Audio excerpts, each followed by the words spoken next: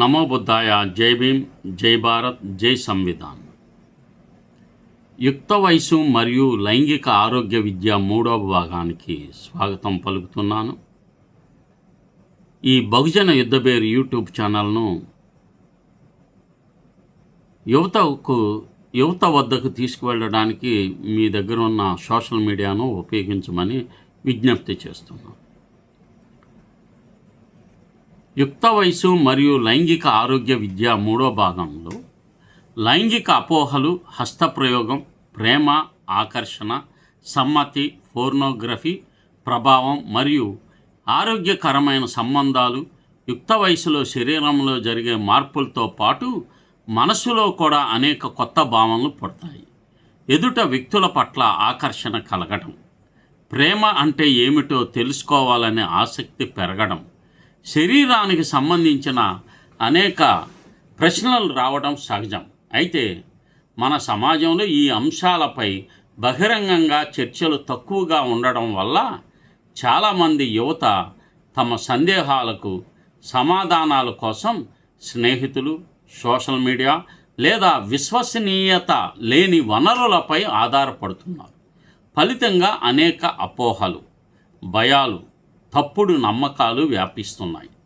హస్తప్రయోగం, masturbation గురించి శాస్త్రీయ అవగాహన యుక్త వయసులో అత్యంత ఎక్కువగా అపోహలు ఉన్న అంశాలలో హస్తప్రయోగం ఒకటి. దీనివలన బలహీనత వస్తుందని, శరీర శక్తి తగ్గిపోతుందని, జ్ఞాపక శక్తి దెబ్బతింటుందని, భవిష్యత్తులో సంతానం కలగదని అనేక మంది నమ్ముతూ ఉంటారు. అయితే ప్రపంచ ఆరోగ్య సంస్థ, అమెరికన్ అకాడమీ ఆఫ్ పీడియాట్రిక్స్ అనేక వైద్య పరిశోధనలు చెప్తున్న విషయం ఏమిటంటే, హస్తప్రయోగం అనేది చాలామంది యువత మరియు పెద్దలలో కనిపించే సహజమైన ప్రవర్తన. ఇది సాధారణంగా ఆరోగ్యానికి హానికరం కాదు.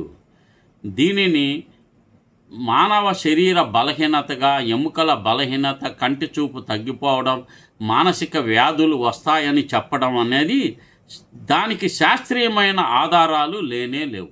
అయితే ఏ విషయమైనా అతిగా చేయడం తప్పు. చదువు, పని, సామాజిక జీవితం లేదా మానసిక ఆరోగ్యాన్ని ప్రభావితం చేసే స్థాయికి వెళ్ళడం మంచిది కాదు. ఆరోగ్యకరమైన సమతుల్యత ముఖ్యం.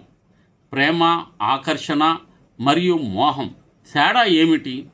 యుక్త వయసులో చాలామంది మొదటిసారి ఎవరో ఒకరి పట్ల ప్రత్యేకమైన ఆకర్షణ అనుభవిస్తారు. ఇది సహజమైన మానవ భావోద్వేగం. ఆకర్షణ సాధారణంగా ఒకరి రూపం, వ్యక్తిత్వం లేదా ప్రవర్తన పట్ల కలిగే ప్రారంభ ఆసక్తి. మోహం అనేది తాత్కాలికంగా బలమైన భావోద్వేగ ప్రభావం. ప్రేమ మాత్రం పరస్పర గౌరవం, విశ్వాసం, బాధ్యత మరియు అవగాహన మీద ఆధారపడిన దీర్ఘకాలిక భావోద్వేగ బంధం. సినిమాలు మరియు సోషల్ మీడియా ప్రేమను కొన్నిసార్లు అతిశయోక్తిగా చూపిస్తాయి, కానీ నిజమైన ప్రేమలో పరస్పర గౌరవం, వ్యక్తిగత స్వేచ్ఛ మరియు బాధ్యత ఉండాలి. సమ్మతి, కన్సెంట్ ఎందుకు అత్యంత ముఖ్యమైనదంటే, ఆధునిక ఆరోగ్య మరియు మానవ హక్కుల విద్యలో సమ్మతి అనే భావనకు అత్యంత ప్రాధాన్యం ఉంది. సమ్మతి అంటే ఒక వ్యక్తి స్వచ్ఛందంగా, స్పష్టంగా, ఒత్తిడి లేకుండా ఇచ్చే అంగీకారం. ఎవరైనా భయపెట్టి, బలవంతం పెట్టి లేదా మోసం చేసి పొందిన అంగీకారం నిజమైన సమ్మతి కాదు. ఎవరైనా లేదు అని చెప్పినప్పుడు దానిని గౌరవించడం ప్రతి వ్యక్తి బాధ్యత.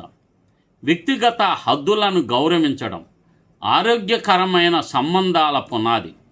పోర్నోగ్రఫీ ప్రభావం. శాస్త్రం ఏమి చెప్తుందంటే, ఇంటర్నెట్ విస్తరణలో యువతకు పోర్నోగ్రఫీ సులభంగా అందుబాటులోకి వచ్చింది. చాలామంది యువత లైంగిక సంబంధాల గురించి మొదటి సమాచారాన్ని పోర్నోగ్రఫీ ద్వారానే పొందుతున్నారు. అయితే నిపుణులు హెచ్చరిస్తున్న విషయం ఏమిటంటే, పోర్నోగ్రఫీ నిజ జీవిత సంబంధాల ప్రతిబింబించదు. అది వినోదం కోసం రూపొందించబడిన కృత్రిమ ప్రదర్శన మాత్రమే. అందులో చూపించే శరీర ఆకృతులు, సంబంధాలు చాలా సందర్భాల్లో వాస్తవ జీవితానికి భిన్నంగా ఉంటాయి. పోర్నోగ్రఫీని నిజమైన లైంగిక విద్యగా భావించడం వల్ల సంబంధాలపై అవాస్తవాలు, అంచనాలు ఏర్పడే అవకాశం ఉంటుంది. అందుకే యువత శాస్త్రీయమైన ఆరోగ్య విద్యపై ఆధారపడాలి. లింగ సమానత్వం ఆరోగ్యకరమైన సమాజానికి పునాది. యుక్త వయసులో విద్యలో లింగ సమానత్వం కూడా చాలా ముఖ్యమైన అంశం. అబ్బాయిలు మరియు అమ్మాయిలు ఇద్దరు సమానంగా గౌరవానికి అర్హులు. ఒకరి అవకాశాలు, స్వేచ్ఛ లేదా భద్రతను లింగం ఆధారంగా పరిమితం చేయకూడదు. సమాజ అభివృద్ధికి అడ్డంకంగా అవుతుంది. పరస్పర గౌరవం, సహకారం, సమాన అవకాశాలు ఉన్నప్పుడు మాత్రమే ఆరోగ్యకరమైన సమాజం నిర్మించబడుతుంది. శరీరం గురించి సిగ్గు ఎందుకు అవసరం లేదు. చాలామంది యువత తమ ఎత్తు, బరువు, చర్మ రంగు, ముఖం లేదా ఇతర శారీరక లక్షణాల గురించి ఆందోళన చెందుతూ ఉంటారు. సోషల్ మీడియా కారణంగా ఈ సమస్య మరింత పెరిగింది. వాస్తవానికి ప్రతి మనిషి శరీరం ప్రత్యేకమైనది. ఆరోగ్యవంతమైన శరీరం అంటే ఒక నిర్దిష్ట ఆకారం లేదా రంగు కాదు. సరైన పోషకాహారం, వ్యాయామం, మానసిక ఆరోగ్యం, పరిశుభ్రత కలిగి ఉండటమే నిజమైన ఆరోగ్యం. వ్యసనాల ప్రమాదం. యుక్త వయసు అనేది కొత్త విషయాలను ప్రయత్నించాలనే ఆసక్తి ఎక్కువగా ఉండే దశ. ఈ సమయంలో పొగాకు, మద్యం, మత్తు పదార్థాల వంటి వ్యసనాలకు కొందరు ఆకర్షితులవుతారు. ప్రపంచ ఆరోగ్య సంస్థ ప్రకారం చాలా వ్యసనాలు యుక్త వయసు లేదా యువ దశలోనే ప్రారంభమవుతాయి. ఈ పదార్థాలు మెదడు అభివృద్ధిపై సానుకూల ప్రభావం చూపగలవు. అందువల్ల యువత వీటికి దూరంగా